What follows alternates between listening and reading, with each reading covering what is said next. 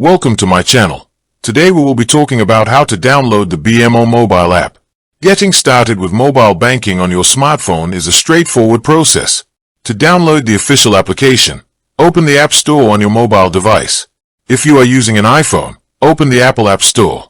If you are using an Android device, open the Google Play Store. Once your App Store is open, tap the search bar and type in BMO.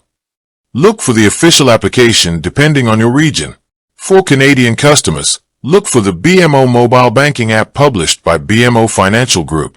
For United States customers, look for the BMO digital banking app.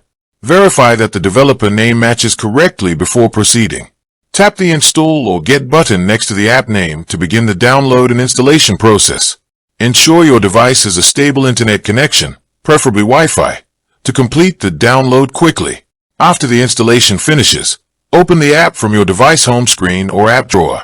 If you are already registered for online banking, you can sign in using your existing username, password, or card details.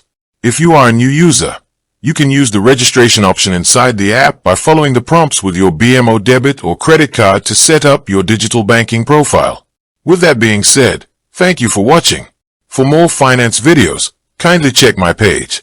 Please like, share, comment and subscribe to my channel. Thank you.